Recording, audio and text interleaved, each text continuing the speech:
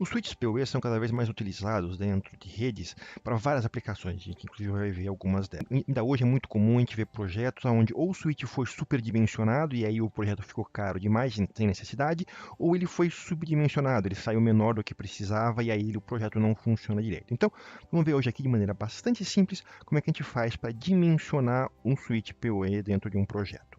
Bom, primeiro o que é PoE, Power over Ethernet, é quando o switch alimenta os equipamentos. Então, de maneira muito rápida, eu tenho, por exemplo, uma câmera IP, a câmera fica longe de uma tomada elétrica, então é muito mais fácil usar o cabo Ethernet que está ligando a câmera para também alimentar. Então eu não preciso botar uma tomada elétrica na câmera, no telefone IP, no ponto de rede sem fio, até mesmo em lâmpadas. Já existem, estão começando a surgir lâmpadas PoE, isso existem várias aplicações, e a principal razão é economia de energia, é eu poder desligar e ligar lâmpadas de maneira inteligente, automação predial. E tem muito mais outras coisas, automação industrial, vários equipamentos que estão surgindo aí que podem ser alimentados via PoE. Então, uma das vantagens do PoE é o facilitar a alimentação do equipamento que está na ponta. E segundo, se eu coloco o switch PoE num no-break, automaticamente tudo que está ligado nele também é alimentado por esse no-break, por esse gerador.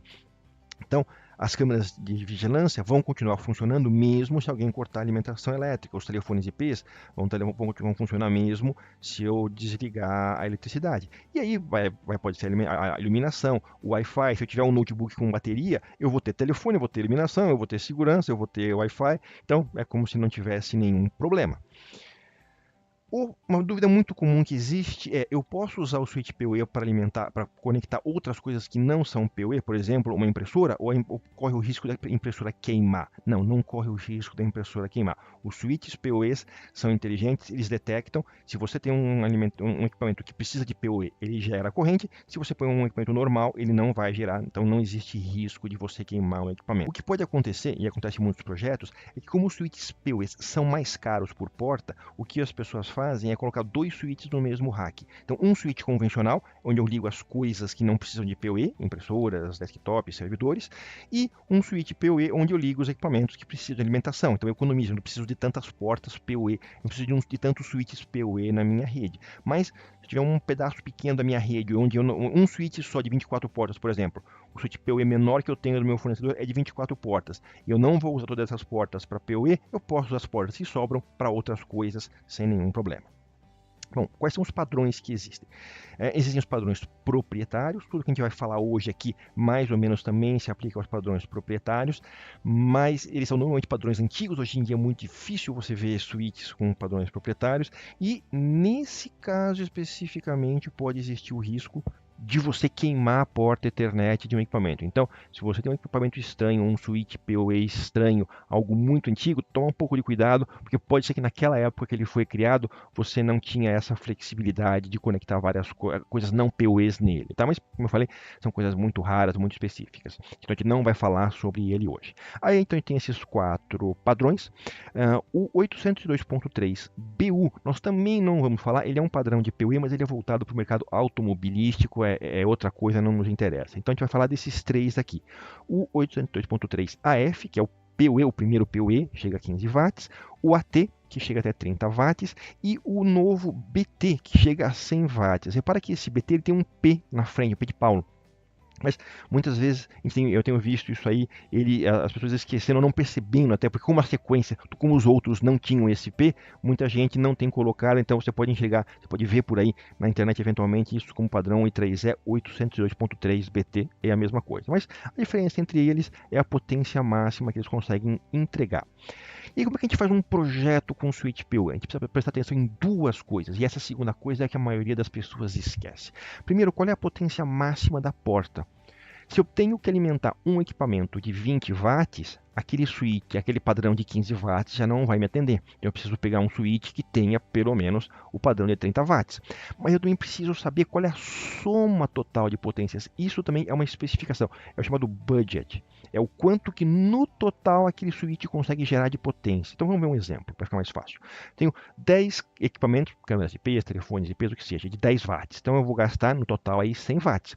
E eu tenho dois equipamentos, duas câmeras PTZs, por exemplo, que chegam a 20 watts cada uma. Então eu vou ter 40 watts. No total eu vou gastar 140 watts. Então nesse caso aqui eu não posso usar um switch PoE. Eu preciso de 15 watts. Eu preciso de um switch PoE de que chega até 30 watts por porta. Por quê? Por causa desses dois equipamentos, só por causa deles. Se eu tirar esses dois do projeto, eu posso usar um switch mais barato que vai até 15 watts, mas por causa desses dois equipamentos, eu preciso ter um equipamento, eu preciso ter um switch com mais potência.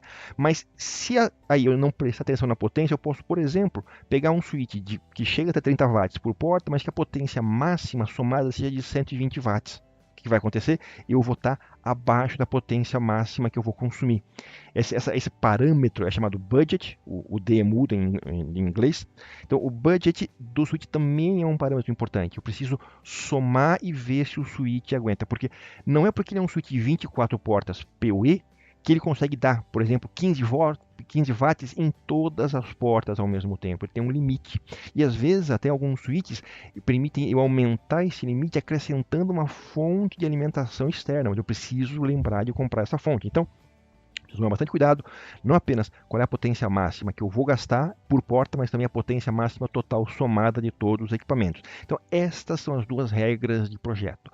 Qual é o equipamento mais potente que eu vou consumir? Eu posso ter um projeto com 20 telefones IPs de 6 watts, mas eu tenho uma câmera que me consome 20 watts, pronto, eu já não vou poder usar um switch PoE de 15 watts. Que seria o mais barato, eu vou ter que obrigatoriamente comprar um switch mais potente. Eu não vou conseguir pegar duas portas Ethernet, somar a potência delas, fazer um Benjamin ali e ligar essa câmera. Não dá.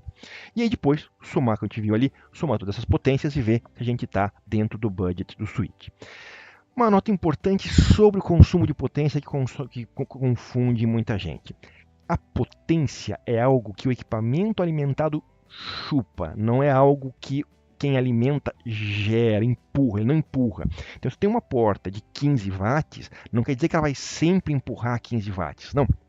Ela vai entregar quanto que o equipamento demandar. Então, por exemplo, se eu tenho um telefone IP e esse telefone IP consome 2 watts, aquela porta de 15 watts vai fornecer 2 watts. Então, o 15 watts quer dizer a potência máxima que essa porta consegue demandar, consegue entregar. Então, se o telefone pedir 2 watts, ela entrega. Se ele pedir 10 watts, ela entrega. Se ele pedir 15 watts, ela entrega. Se ele pedir 17 watts, aí você sobrecarregou.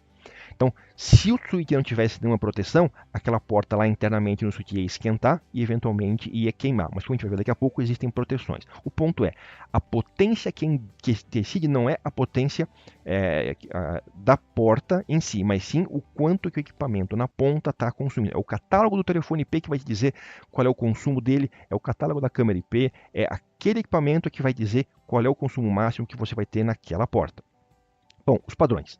O primeiro que foi criado, o 802.3 AF, ele vai até 15.4 watts por porta, mas é ali, se você medir na boca da porta. Por quê? Quanto mais comprido o cabo, mais perda você tem no cabo. Então, em um cabo de 100 metros, lá na ponta, o que você vai ter efetivamente é um pouco menos de 13 watts de potência. Mas você não precisa se preocupar com isso. Se o catálogo do equipamento diz que ele é 802.3 AF. Se ele fala que é PoE, é porque ele, no máximo, no pior caso, aquele equipamento, aquela câmera IP, vai consumir no máximo 12.95 watts. Então, isso já leva em conta essa extensão. E ele tem 4 classes. O que é uma classe? Isso é importante entender. É uma maneira do equipamento que está sendo alimentado de educadamente avisar para o switch qual é a faixa de potência dele. Por exemplo, eu tenho um telefone IP. O telefone IP ele consome no máximo 5 watts de potência. Então ele avisa para o switch que ele é um classe 2.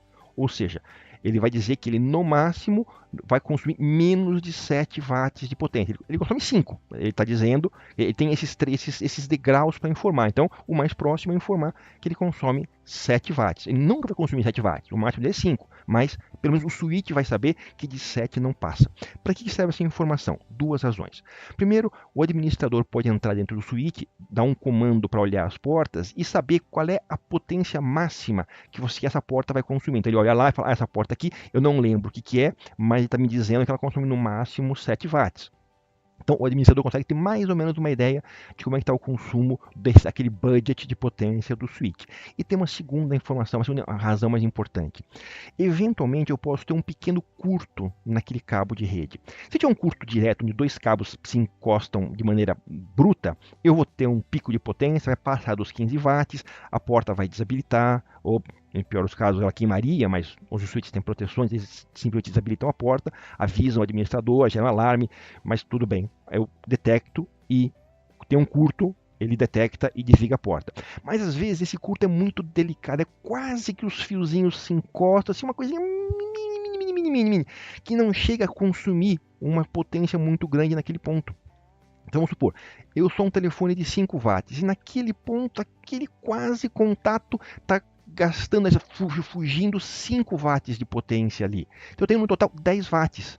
Então, se o switch não souber, não tiver nenhuma informação, ele vai achar normal, porque aquela porta pode dar no máximo 15 watts. Mas aí aqueles 5 watts vai começar a gerar calor e eu posso ter problema naquele ponto. Então, na hora que o equipamento educadamente avisa, se eu tiver um excesso de potência naquele cabo, então, por exemplo, o telefone está consumindo 5 watts, mas esse microcurto está consumindo mais 5, o switch vai falar, opa, peraí, esse caboclo aqui me disse que consumia 7 watts, e eu estou medindo 10 watts aqui, não, tem coisa errada. Aí o switch vai lá, desabilita a porta, gera alarme, avisa, ou seja, ele serve como uma maneira adicional de proteger o equipamento. Agora, repara que existe a classe 0, que também diz que tem 15 watts. Então, eu posso, como fabricante, fazer um telefone IP que consome 5 watts, mas ele avisa que é classe 0. Então, eu posso ter dois telefones, fabricantes diferentes. Os dois consomem 5 watts. Só que um educadamente avisa que é classe 2 e o outro fabricante não tem nem aí, avisa que é classe 0 e ponto final. Os dois não vão estar mentindo, os dois vão funcionar, mas quanto mais delicado for a comunicação, essa medida de potência, mais segurança eu tenho dentro do switch. Então, é bom saber que isso aqui existe e entender. Mas, no final das contas, lembrando, o que vale é o consumo de potência do telefone. Não é porque o telefone disse que tem 7 watts que o switch vai injetar 7 watts. Não. Se o telefone precisar de 2 watts, ele vai dar 2 watts. Se precisar de 4 watts, ele vai dar 4 watts. A questão é, se aquele telefone consumir mais do que 7 watts e ele avisou que era no máximo 7, aí que o switch vai ficar nervoso. Bom, depois surgiu o 802.3 AT, o chamado PoE Plus, o PoE+, ele consegue dar até 25 watts e meio no cabo de 100 metros, e ele acrescenta uma classe a mais, ou seja, ele é totalmente compatível com o PoE antigo, mas ele cria uma classe a mais que dá até esses 30 watts de potência na porta. Então, câmeras IPs, hoje isso consome muito. Telefone IP, raramente, eu nunca vi nenhum telefone IP que precise mais do que 15 watts, mas videoconferência, teleconferência consome mais do que 30 watts. Access Point, ou seja, existem vários equipamentos hoje que precisam efetivamente de mais do que 15 watts de potência. E o PoE Plus tem uma outra forma de negociação interessante, um protocolo chamado LLDP. A gente não vai entrar em detalhes aqui hoje. Esse LLDP ele serve para várias coisas e uma delas é avisar qual a potência que o equipamento lá vai consumir. E aí ele pode entrar em detalhes de 0,1 watt. Então um telefone pode dizer, olha, eu vou consumir 4,8 watts de potência no máximo. Então eu consigo ter esses controles, essas proteções de maneira muito mais refinada. E aí surgindo agora o 802.3 BT, ou o P802.3 BT, ele tem dois modos, que vai dar de 60 a 100 watts por porta. O módulo chamado 4P PoE, ele dá 51 watts no final de um cabo de 100 metros, e o Type 4, 71 watts efetivamente.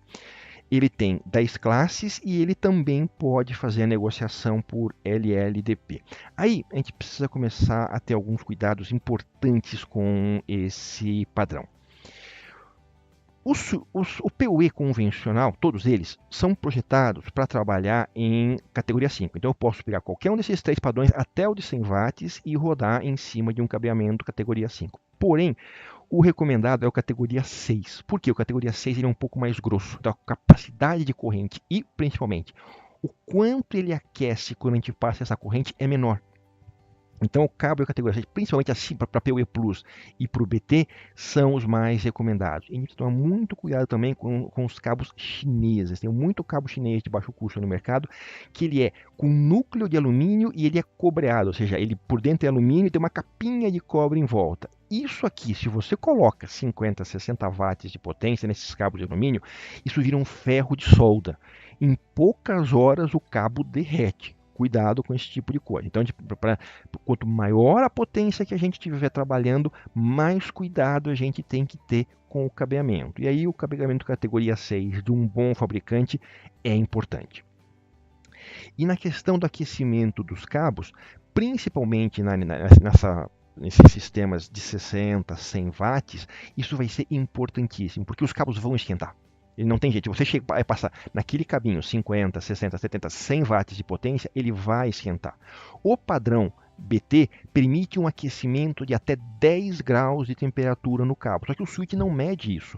Então, o projeto de cabeamento dos shafts... Imagina, se você estiver passando um cabinho só, é uma coisa. Mas se você estiver passando 50 cabos e cada um deles com 60 watts de potência, você tem quase que um chuveiro elétrico de potência ali.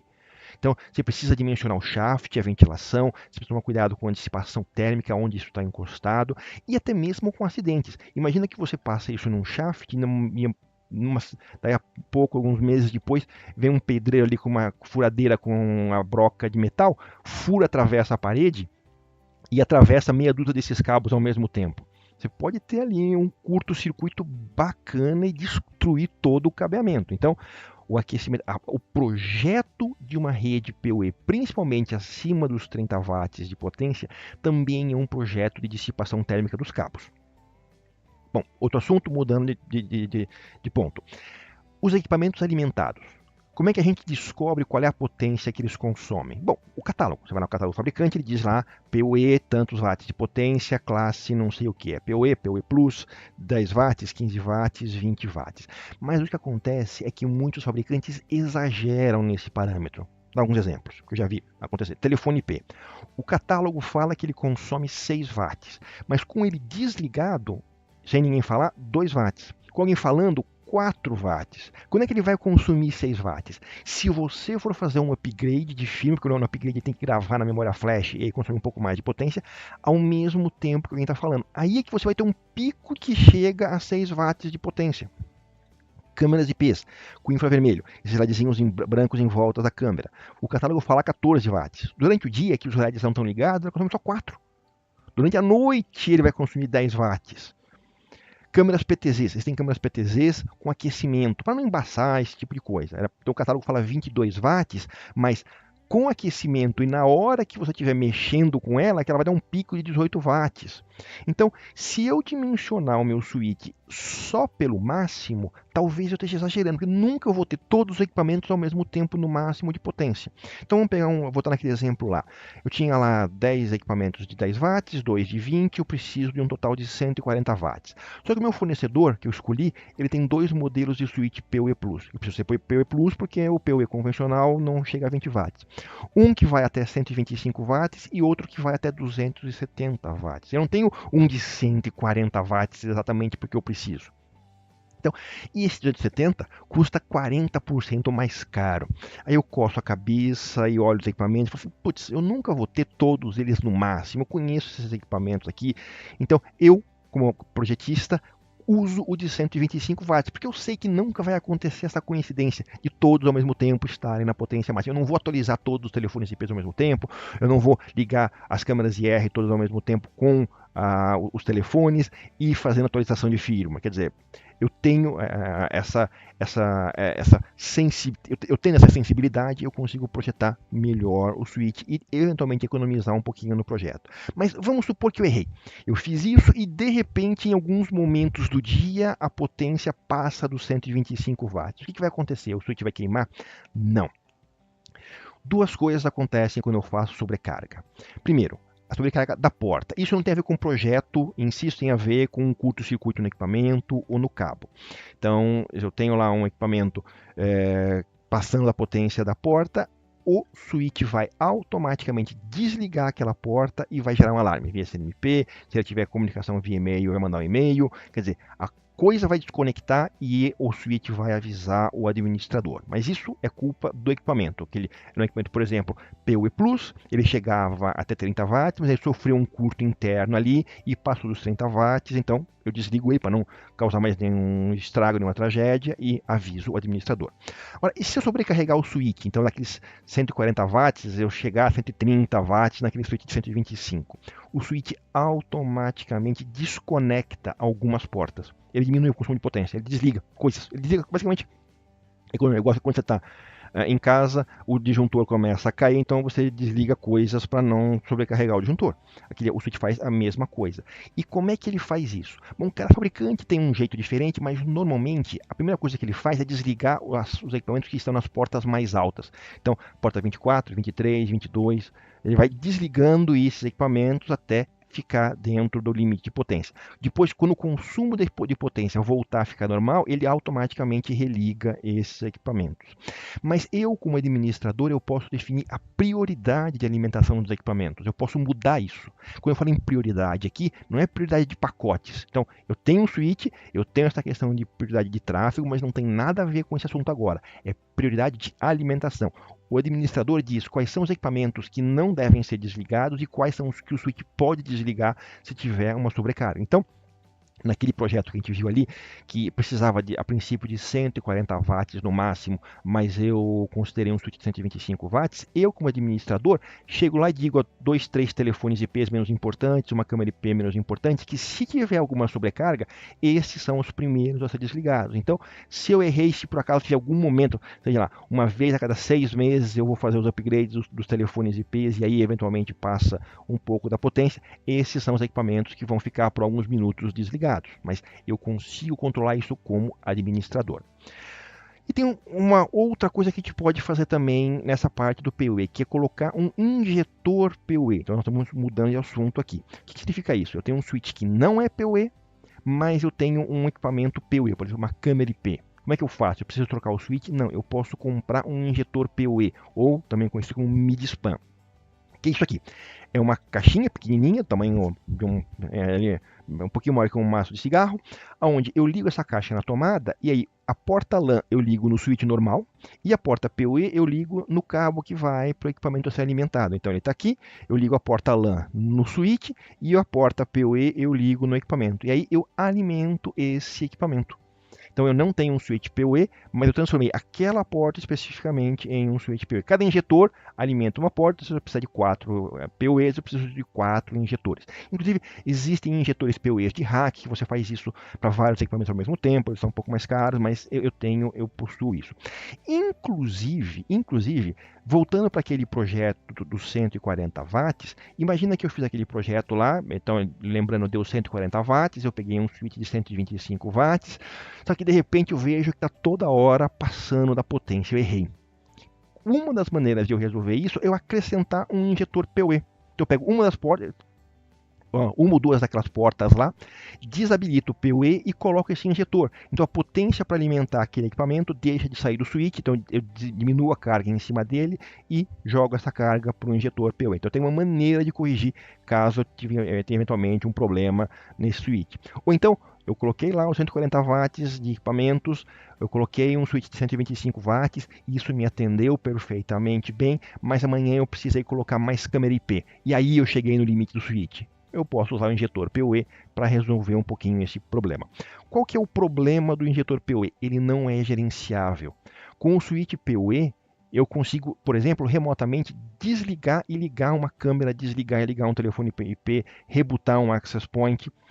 Eu consigo saber se ele está com curto ou não, eu consigo olhar, eu consigo saber se eu estou com algum problema naquela porta. Com o injetor PoE, eles não são gerenciáveis. Então eu não tenho essa funcionalidade, eu não tenho como depurar esse tipo de coisa. Tá? Aí alguém vai falar, mas existem injetores PoE gerenciáveis. Mas é mais barato você comprar um switch nesse caso. Tá? Então, sim, existe injetor PoE gerenciável, mas normalmente não compensa. Algum pouco de sopinha de letrinha, só para vocês saberem que isso existe. Os equipamentos que geram o PoE são chamados de PSE, Power Source Equipment. E o equipamento que recebe o PoE são chamados de PD, os Power Devices. Então, um switch PoE é um PSE, um telefone IP, uma câmera é um PD. Se eu estiver usando um injetor PoE ou um mid-span, o injetor PoE é o PSE. Então, resumo, como é que a gente faz um projeto de switches PoEs? Quantos equipamentos eu vou precisar? Qual é o consumo de cada equipamento? Vejo se isso chega, tem uma maior potência, isso vai me dizer qual é o padrão que eu preciso. 15, 30 ou 100 watts. E aí eu somo a potência de todos e eu vou saber qual é o budget do switch que eu vou precisar. Lembrando que eu posso ser um pouquinho audaz e comprar um switch um pouquinho menos, com um budget um pouquinho menor, porque eu sei que eu não vou ter, ou que eu raramente vou ter todos os equipamentos ao mesmo tempo consumindo a potência máxima. E mesmo se eu tiver, eu tenho maneiras de, como administrador, gerenciar isso. Se você também gosta de ajudar outras pessoas, curta e compartilhe esse vídeo. Isso realmente ajuda. Se você ainda não assinou, clique aqui para ser o primeiro a saber quando a gente publicar os nossos próximos vídeos. E por último aqui tem mais 2 sugestões para você assistir. E até a próxima!